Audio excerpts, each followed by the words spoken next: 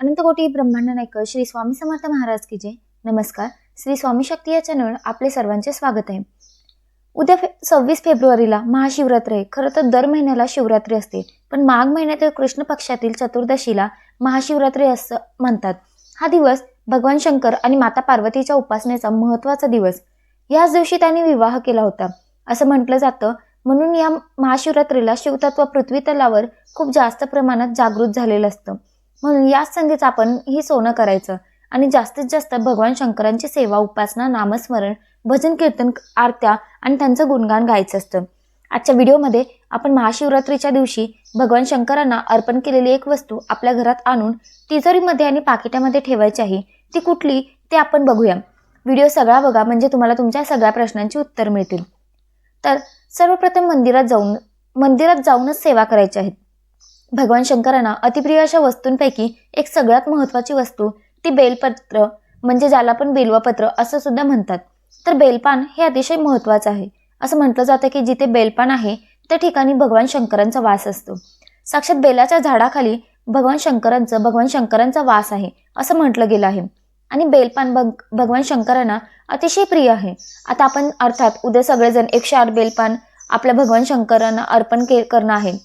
ज्यांना शक्य नाही झालं त्यांनी एक बेलपत्र अर्पण केलं तरी चालेल, पण मंदिरात जाऊन हे बेलपत्र जर तुम्ही भगवान शंकरांच्या पिंडीवर अर्पण केलं आणि जर ते तुम्ही तुमच्या घरी घेऊन आलं तर खूप चांगलं आहे। आता जे लोक 108 बेलपान अर्पण करणार आहेत त्यांनी 108 बेलपानांपैकी एक बेलपान आपल्या घरी आणलं तरी चालेल।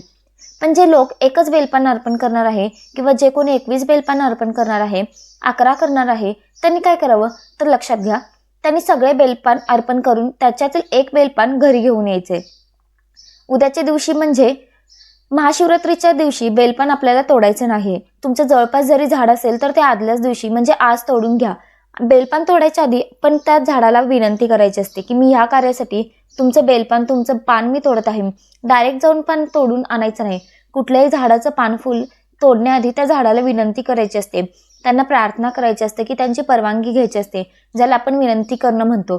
मग ते झाड तोडायचं असतं आणि अर्थात महाशिवरात्रीला बेलपान तोडायचं नाही, त्याची काळजी घ्या।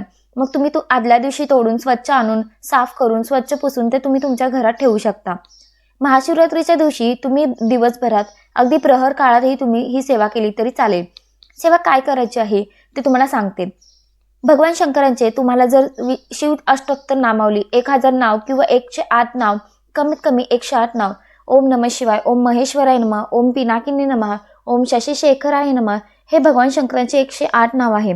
आता 108 नाव घेऊन तुम्हाला भगवान शंकरांच्या मंदिरातच जायचं आहे। आता ताई मंदिरात नाही, खूप गर्दी आहे, नाही झालं तर घरात केलं तर चालेल का? बघा, जेवढं पावित्र्य, जेवढी सकारात्मक मंदिरात असणार आहे तेवढी अर्थात आपल्या घरात नाही, कोणाच्या घरात राहत नाही। पण अगदी मंदिरात खूप गर्दी आहे, खूपच गर्दी आहे, शक्य होणार नाही तर त्यांनी आपल्या घरात करावं।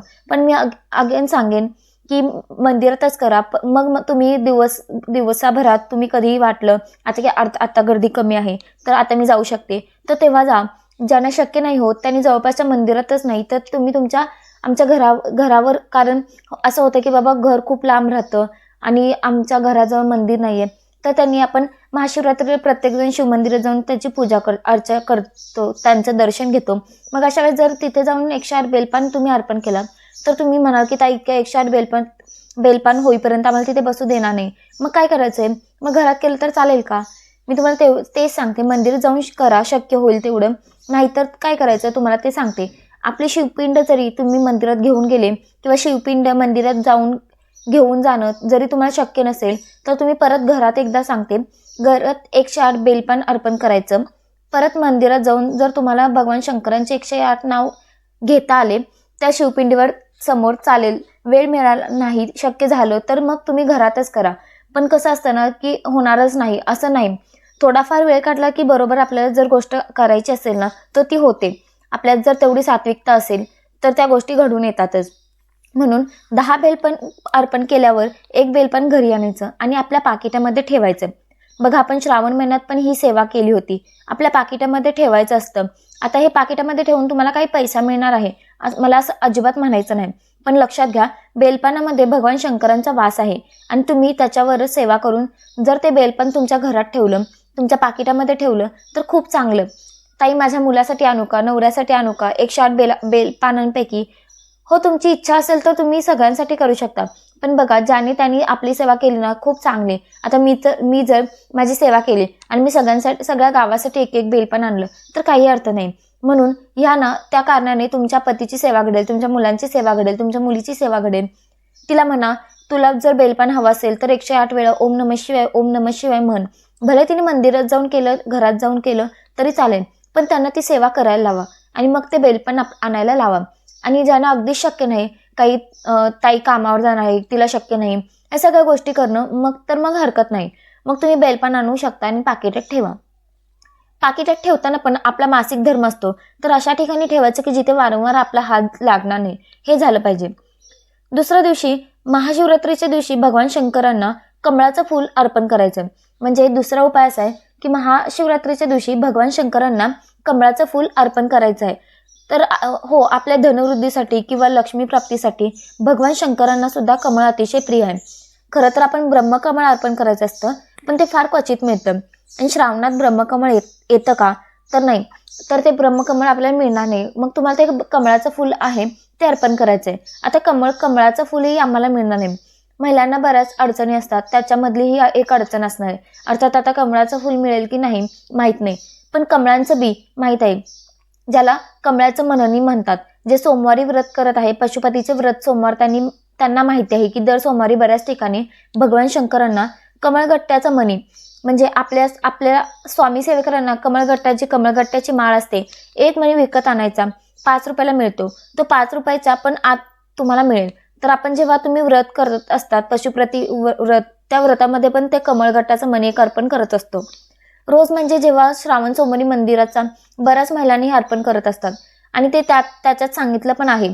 तर तुम्हाला काय करायचं आहे, महाशिवरात्रीला एक कमळगट्ट्याचं मणी घेऊन भगवान शंकरांच्या शिवपिंडीवर मंदिरातच घरात नाही, मंदिरात जाऊन जेव्हा तुम्ही भगवान शंकरांची उपासना करणार आहे, जल अर्पण करणार आहे, त्यांना प्रार्थना करणार आहे, तर ते एक कमळगट्ट्याचा मणी तिथे भगवान शंकरांच्या चरणावर किंवा त्यांच्या शिवपिंडीवर ठेवायचा आहे. अगदी 2-3 सेकंद जरी ठेवलं, तुमची पूजा होईपर्यंत आपण प्रार्थना करायची, तो मणी घेऊन आपल्या तिजोरीत ठेवायचे. हो तुम्ही तो हा उपाय करून बघा. तिथे काही नाही, तो जेव्हा तुम्ही जो मणी ठेवणार आहे भगवान शंकर शिवलिंगावर फक्त प्रार्थना करायची, काही नाही. जे तुमचे ना आर्थिक आहे किंवा कर्जबाजारी पण आहे बघा, जो प्रामाणिकपणे कष्ट करत असतो ना त्याला देव साथ देतो, पण कुठेतरी काहीतरी कमी पडतं. खूप प्रामाणिक कष्ट करत आहे, आम्ही कधी कोणाचं वाईट केलं नाही, तरी आमच्या बाबतीत असं घडतं. खूप मोठा जगातला प्रश्न, मी कधी कोणाचं वाईट नाही केलं तरी माझ्याबद्दल असं का वाईट होतं. तर कुठेतरी नशिबाची साथ असणं, भगवंताची साथ असणं, त्यांची कृपा असणं तेवढंच महत्त्वाचं आहे. ज्याची कर्म, ज्याचं काम चांगलं असतं त्याच्यासोबत महादेव भगवान शंकर नेहमी सोबत असतात. म्हणूनच तो एक मणी आणि फॅमिलीमधून एकाने एकच करायचा. मग नवऱ्याने वेगळा, बायकोने वेगळा असं नाही. आपल्याला काय तो ना आपली सगळ्यांची तिजोरी एकच असते. भले आपण किती वेगवेगळे काम धरतो, तिजोरी आपली एकच असते. मग जो कमळगट्ट्याचा मणी आहे तो उचलायचा आहे आणि आपल्या तिजोरीमध्ये ठेवायचा. वर्षभर ठेवा, काही हरकत नाही. भगवान शंकरांना प्रार्थना करा की मी जो प्रामाणिकपणे कष्ट करत आहे त्याला तुमची साथ असू द्या, तुम्ही माझ्यासोबत राहील, प्रार्थना करायची आहे. जो तुम्हाला बेलपान सांगितलं आहे, बेलपान 108 भगवान शंकरांचे नाव घ्या. ज्यांना नाही म्हणता येत त्यांनी ओम नमः शिवाय ओम नमः शिवाय या मंत्राचा जप करावा आणि ते भगवान शंकरांना अर्पण करावं. आणि तुम्ही ते सगळी सेवा करून झाल्यावर लगेच आपल्या घरी या आणि तुमच्या पाकिटामध्ये ठेवा. मुलाला द्या, मुलीला द्या, हरकत नाही. पण जर त्यांनी वैयक्तिक सेवा केली ना तर खूप चांगलं आहे. त्यांच्यासाठी एक थोडंसं सांगते, तुम्ही जर मंदिरात जाऊन सेवा केली आणि एक बेलपान मुलीला दिलं तर त्यांना सांगायचं, बघ आपल्या घरात शिवपिंड आहे, त्याच्यावर तू ओम नमः शिवाय ओम नमः शिवाय ओम नमः शिवाय म्हणत ते बेलपान परत अर्पण कर आणि मग ते ठेव. म्हणजे कसं होईल, इनडायरेक्टली त्यांच्याकडून पण सेवा होईल. उद्देश हाच की मी जशी सेवा करते त्या पद्धतीने माझ्या मुलाने, माझ्या मुलीने, कोणी असेल घरात नवरा, सगळ्यांनी सेवा करावी आणि कुठेतरी ते फळ त्यांनाही मिळावं. ठीक आहे, तर आजच्यासाठी फक्त इतकं. झालेली सेवा महाराजांच्या चरणी मी रुजू करते आणि आजचा व्हिडिओ इथेच थांबवते.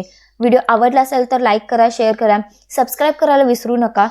तर भेटूया अशाच परत एका नवीन व्हिडिओसोबत. तोपर्यंत श्री स्वामी समर्थ. ओम नमः शिवाय.